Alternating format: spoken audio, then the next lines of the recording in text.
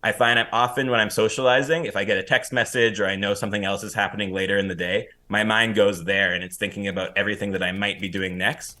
But now we're a different species. We've sort of become this species on the go, always on guard, not knowing what's coming down the drain at a moment's notice. From NCPR, welcome to Northwards. People, ideas, and conversations from and about Northern New York, Vermont, and beyond. I'm Mitch Teich. Support for the Northwards podcast comes from the J.C. Steiniger and M.E. McDonald Charitable Fund at Adirondack Foundation in support of the Adirondack Foundation, building stronger Adirondack communities. I have been spending my evenings trying to unplug more recently. Ethan Shantie, how about you? Yeah, I've been trying to do the same thing, and it's really difficult to do when you have the entire internet in the palm of your hand. Well, and I'm not even necessarily protecting against doom scrolling. Maybe it is doom scrolling. Maybe any time you open your phone and you open a browser or you open social media, it counts as doom scrolling right now. But it's hard to get away from, I don't know, the morass. Does that make sense? Yeah, no, it absolutely does, especially because the second you open it to check a message or to see an email that you got, you're just as apt to be like, okay, well, what's happening on Instagram or what's happening on TikTok or Facebook or whatever. It's so easy to just get sucked right back into it, even if you don't intend to, because it's all right there. You have entertainment at your fingertips. So you want to hear the scary way that I am attempting to detox, as the kids say? Yeah, what do you got? So it started as a dare. My wife did not think I could make it through an entire Hallmark Christmas movie. That's a good dare. I would have a really difficult time making through an entire, and it's no commercial breaks or anything, Well, no, there are commercials on it. Yeah. No, I mean, there are lots of commercials for artificial Christmas trees and Hobby Lobby and such. But, razors and exactly the kind of thing that you would see when you watch a TV show these days. But the rule was that neither of us could get on our phone during the Hallmark Christmas movie. So how did you fare? I made it, and oh my God. And what's more,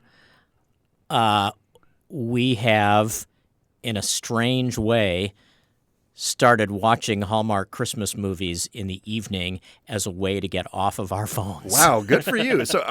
But you're not just sitting there. You're Mystery Science theatering the whole experience, right? Yeah, I will admit that I am not suddenly infused with the magic of Christmas. It's like Mystery Science Theater or Siskel and Ebert. You're not staring in rapt attention at these movies. Well, I am staring at rapt attention, but mostly it's because my jaw drops at how terrible some of the lines are, and how occasionally, either accidentally or intentionally funny some scenes are. Have you watched enough that you can predict what's going to happen now? Absolutely. I think I'm not sure I had to watch any to be able to predict what was going to happen. But what I'll say is we get to, and they are all 2 hours long. The movies themselves are probably 71 minutes long. But then you get commercial breaks, right? Commercial breaks.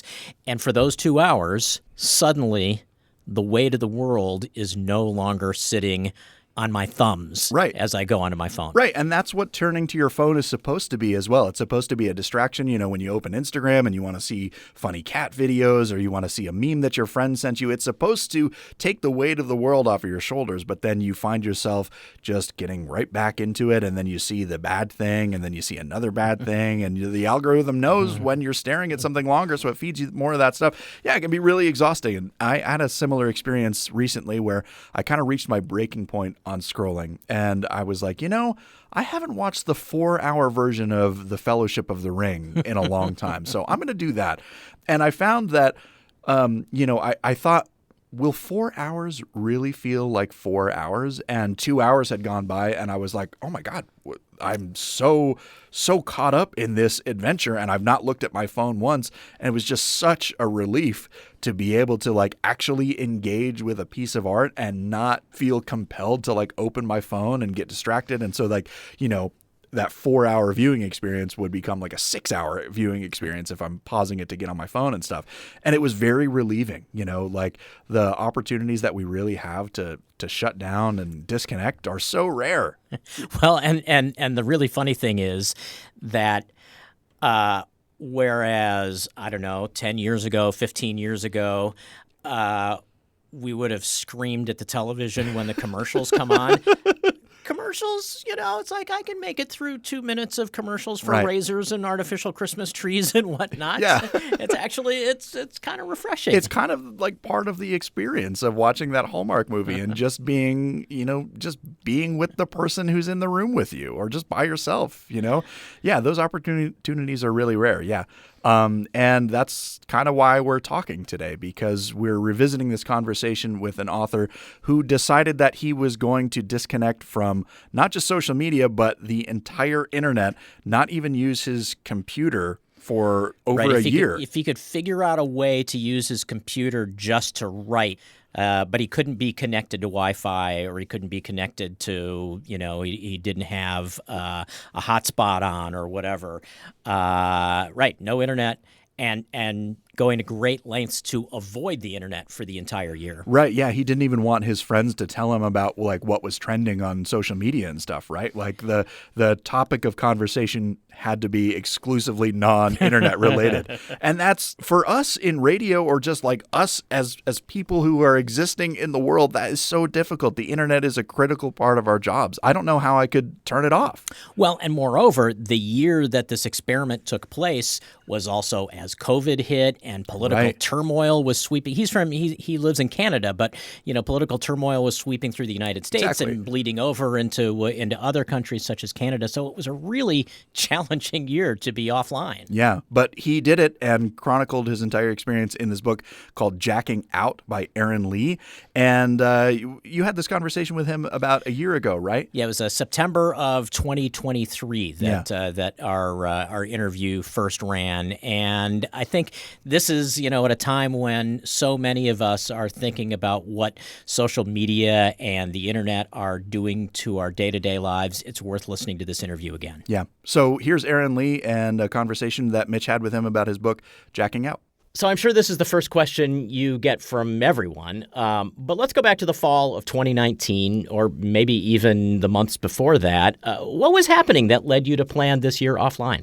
I grew up in a very tech-saturated world. My dad is a techie guy, and we always had the latest gadgets, and I had my first web page when I was 12, and I'm part of that generation that really embraced everything digital as soon as it was available to me.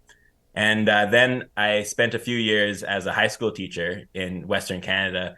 And while I was teaching high school, I started to realize that even though I wasn't that much older than my students, like I was maybe 10 or 15 years older than they were, I had a very different relationship with my device than they did.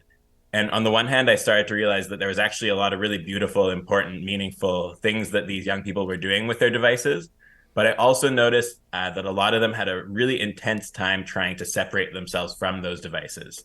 And I would be really upfront with my students and ask them, like, do you think it would be better if you left your phone in your locker? Or do you think it'd be better if we don't have the phones on our desks? And students, I think, were trying to be honest with me too. And a lot of them shared they thought it'd be more distracting to not have their phone on them. And that sort of confused me in a way that made me want to learn more. And I started realizing that the way that young people relate to their phones, it's so central to a lot of the way they socialize and how they see themselves, that the idea of not having it on them actually for some of them is a bigger distraction than having it on them. So for my pedagogical or educational philosophy, I was like, no, I can't just ban cell phones. I've got to try to support students to use them meaningfully and responsibly. And I realized I didn't really know what that looked like. So when I started grad school again, I was very struck by the fact that I had a unique, privileged position as a grad student with funding that I could actually, if I wanted to, I could be like, hey, I'm not going to check my email for the next year. I'm going to try to participate in all the educational expectations that are on me as a grad student, but do it without the internet and see in 2020 what that looks like. Because of course, when I talk to a lot of people about that, they're like, well, I did all of my grad school without the internet. And I'm like, yeah, but that was in the 70s and it's normal.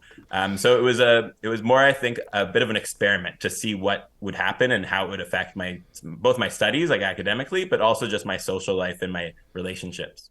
Well, and I feel like this is jumping ahead a little bit, but we kind of get that window into what it must have been like with your high school students throughout some of this book in your relationship with, I guess it's your nephew, right?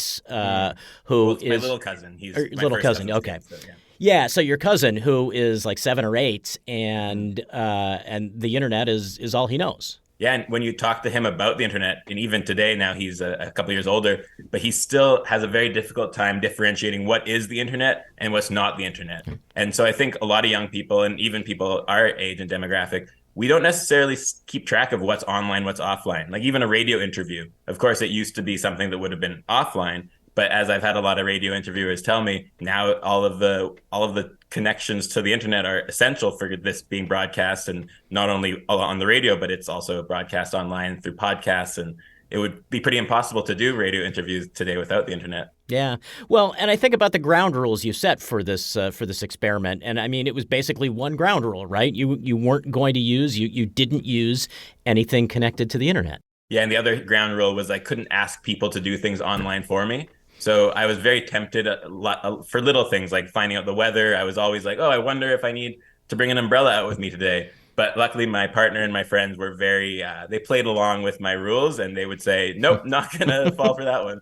And so I really had to figure out alternatives to doing a lot of the really casual, everyday things we don't even realize or think about are using internet power. Well, right. We think about this phrase, the Internet of Things, and as it plays out in your journal and it dawns on the reader, how much is actually connected besides the things that are obviously connected, like Google and Netflix and email and whatever. There are lots of things, like as the year progresses, all the menus at restaurants you were trying to go to were QR code based. Yeah, and often I actually would leave a restaurant when I would ask them for the paper menu. And surprisingly, maybe because of COVID or maybe because of other reasons, lots of restaurants were like, no, we actually don't have a paper menu anymore. And because of the rule where I couldn't ask people to do things online for me, I couldn't get my friends to order. So I would just leave the restaurant. And I think that when you brought up the Internet of Things, I think there's a weird phenomenon today where we assume that everything needs the internet to function, like the smart TV, the smart printer. And while I was offline, I bought a printer, and it actually said on the box that it needed the internet to function, that it needed Wi-Fi. And so I asked one of the technicians at the shop, and this was, I think, in either December 2019 or January 2020. I said, it says you need Wi-Fi to set it up. And the person was like, oh, no, that's just if you want to register it. You can use it, like plug it into your computer. And I was like, but it says on the box that Wi-Fi required. And so I think there's partially maybe so that these big tech companies can have as much of our data available to them for marketing purposes. But also I think there's just this sense that like, oh, yeah, the internet's normal now. And that normalizing of the internet for everyday things, I think on the one hand, it makes it so important that we ensure that people have equitable access to the internet. But I also think it means we have to start thinking about what are the repercussions, both for our own mental health and for like the environment, but also for the exploitative labor that is involved in a lot of the tech processes we take for granted. And I guess one of the other things that comes across is not just like the casual nature of what's connected to the internet, but the casual nature of time we spend on the internet, the time we're lying in bed or on a bus or even in the bathroom. Yeah, a lot of my friends, when I ask them, do they have downtime? They ask me, like, what do you mean by downtime? Like time I'm scrolling on my phone? I'm like, no, explicitly not that. Like time when you aren't adding any more inputs to your brain, where you're not like reading something or listening to something. Time when you're actually just sitting with your own thoughts and letting them like process or unfold in the ways that they might. And most people I know have none of that kind of downtime.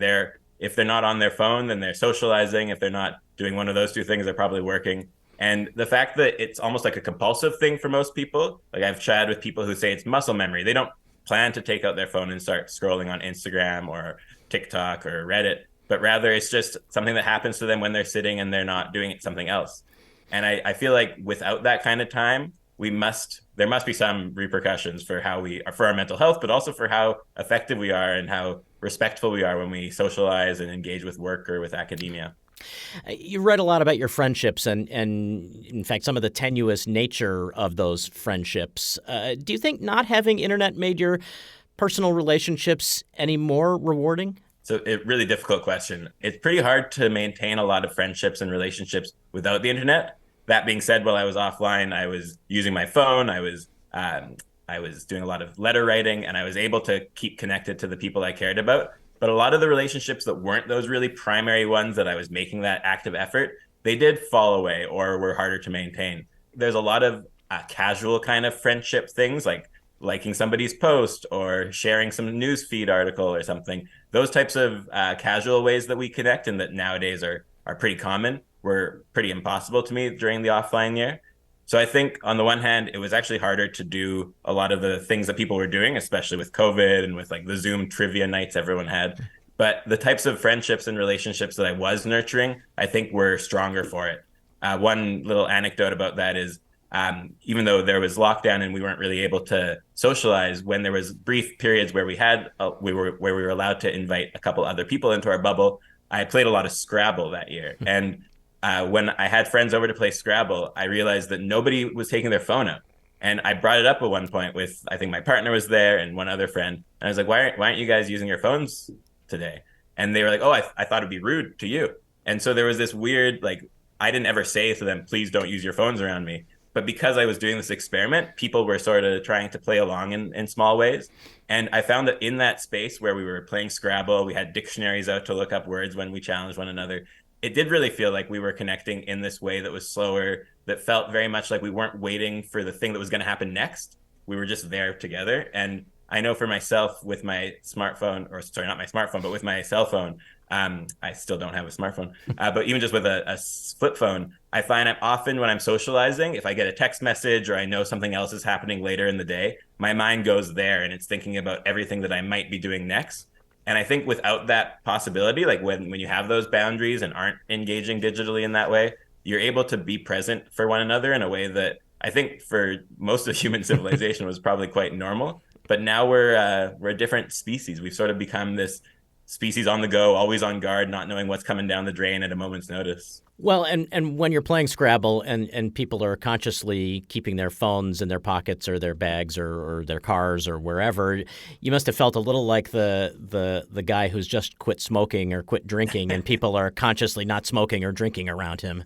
Yeah, I mean, there is this funny thing about tech that we don't think of it as a bad habit. Like, I think maybe there's more awareness now about not overusing tech, but no one would ever be like, oh, having your phone is a unhealthy thing in the same way that having a cigarette is. And yet now I think when I was offline, I started to realize that, like, of course, there's some really intentional, beautiful ways that people are using their devices, but a majority of the screen time that most of my friends and family have aren't those beautiful, intentional things. They're just these compulsive things, and they contribute, I think, to a lot of the anxiety and a lot of the misinformation that we are realizing is causing a lot of issues today, politically, environmentally, and socially. I guess I'm not 100% sure how to ask this question, but I don't want to tiptoe around it either. So maybe I'll just ask it this way. How central do you think your queer identity was to shaping that year? That's a really cool question, and one that I've never been asked. I think that one of the things as a young queer person I realized is that a lot of the expectations the society had for me just weren't going to fit. Like the idea of me marrying a woman wasn't going to happen.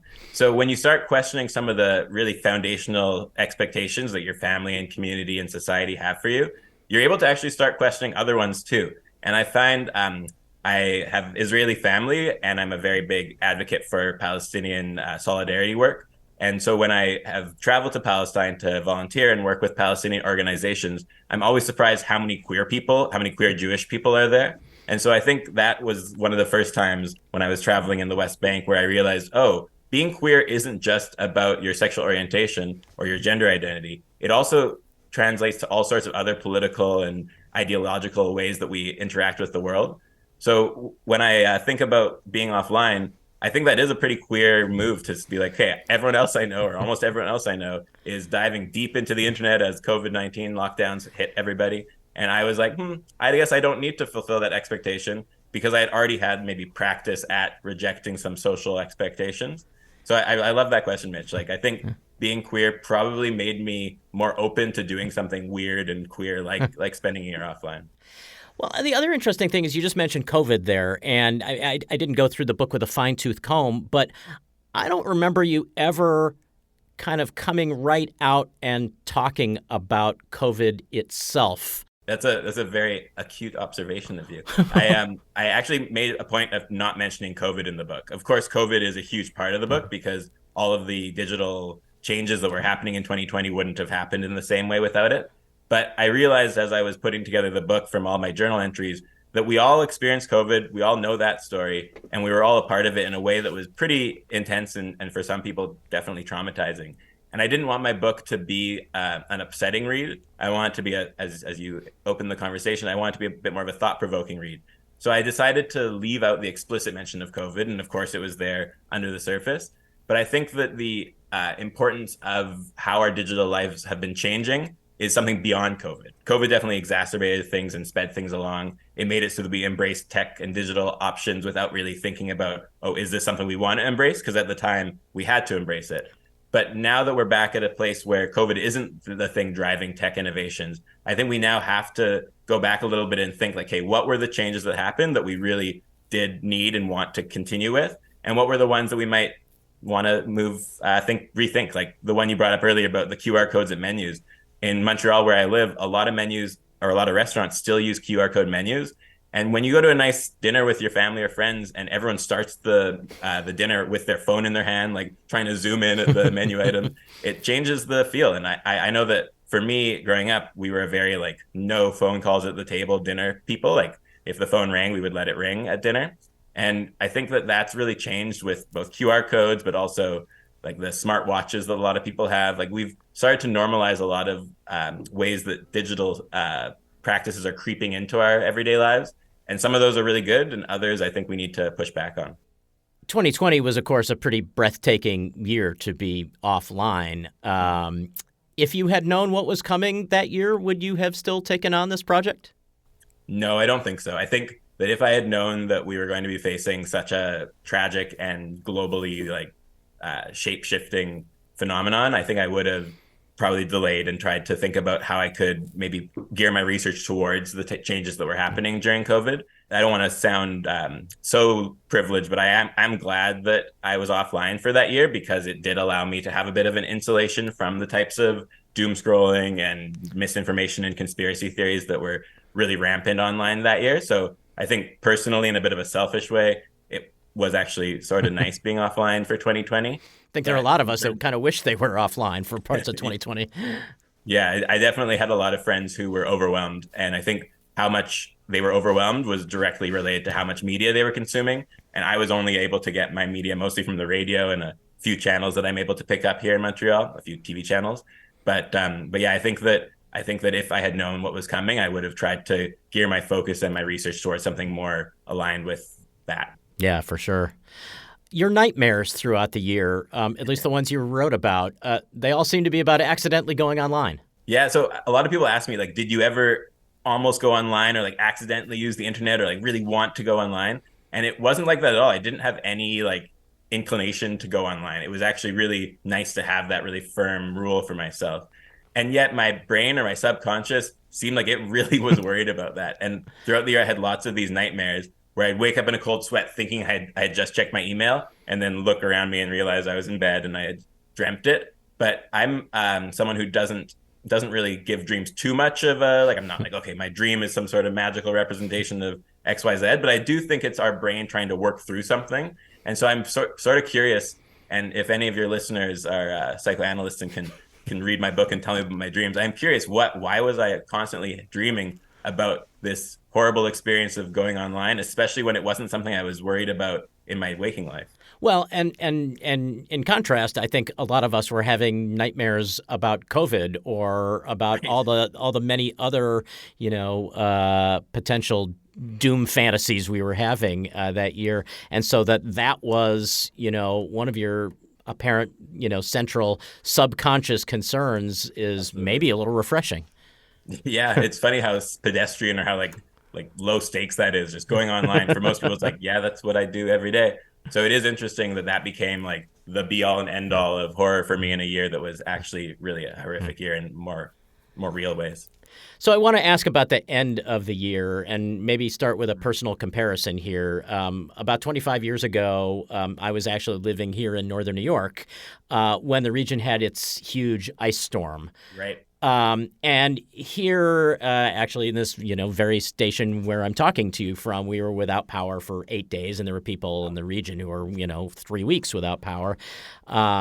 And I remember the moment, we had generators here, so there were some little incandescent lights we had, and we were operating the station. But there's a moment at which the fluorescent lights came back on. They flickered for a couple seconds, and then suddenly everything was bathed in the usual light that it had been in, for years before that.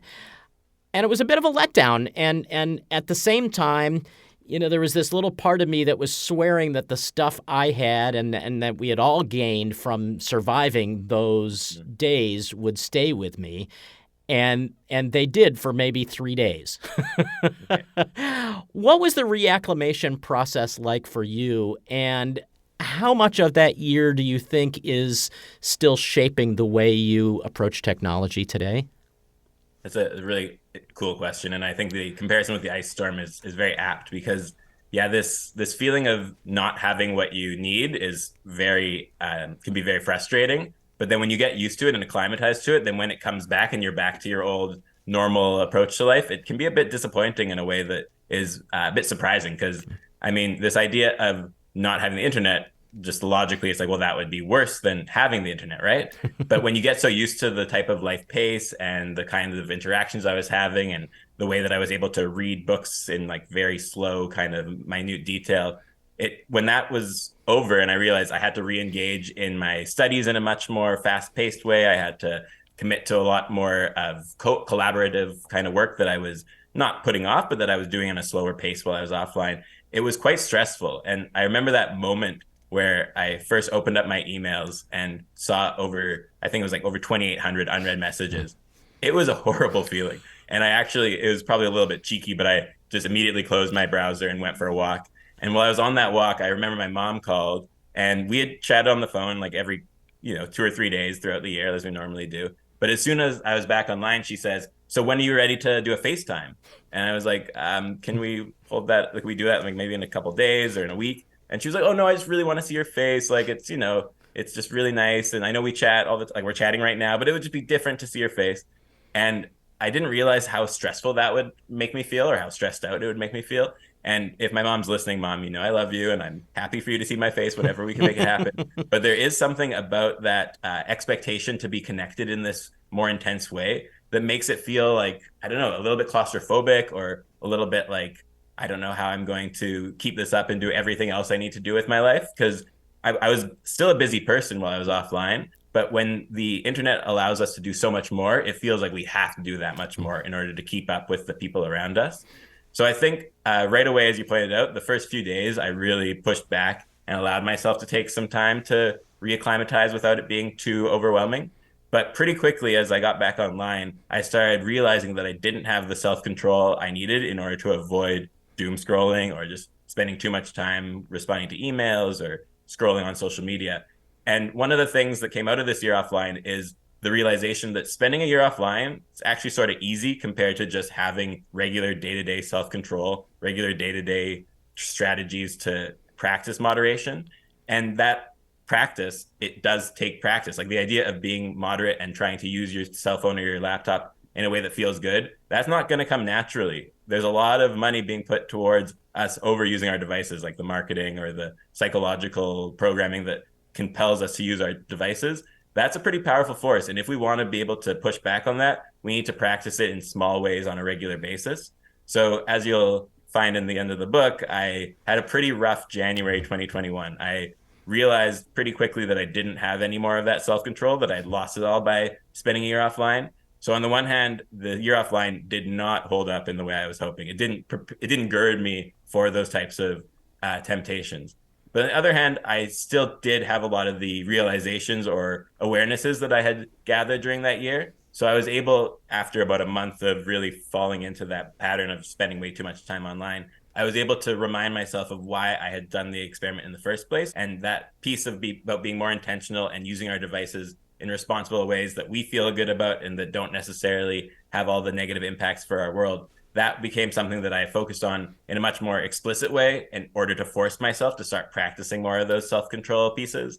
But I still don't have a smartphone, as I mentioned. And I think with the inclinations or with the temptations to use devices, it's sometimes easier to make more of those like very bold sort of drastic changes. So not having a smartphone sets up a pretty firm boundary. Yeah, I mean, it's like the thing about social media is not, the argument it makes is not that you can be in touch with everyone. It's that you should be in touch with everyone all the time and reminding us. You have to be. Right. And maybe reminding us that it really is can and not should. But yeah, putting that into practice is another story entirely. Yeah, trying to find that balance. It's not the easiest, but it's so important. Yeah, yeah. Well, Aaron Lee Rosenberg, I'm just glad that you're back online so that we could have this conversation. Well, I really appreciate you inviting me on the show, and it's been really a great time talking to you. Your questions were a lot more sophisticated than a lot of the other ones I've been getting, and it was a lot of fun to think through them. Aaron Lee Rosenberg, writing under the name Aaron Lee, is the author of Jacking Out, a journal of a year spent offline. Our interview first aired in 2023.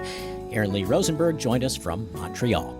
With that, we come to the end of another episode of Northwards. Ethan Shantie, who joined us at the beginning of today's episode, is back at the end of today's episode with a list of all the people who make this show possible. Thanks a lot, Mitch. Northwards is an NCPR podcast production. The show is written, produced, and edited by Mitch Teich. I'm Ethan Shantie. I do digital production. Doyle Dean is our production manager. Bill Hanel is our digital director. And Caitlin Kelly handles our social media. Our theme music is by the Wickmore Jazz Trio of Plattsburgh. To find more shows like this and to support the station, visit ncpr.org/northwards. This is NCPR, North Country Public Radio.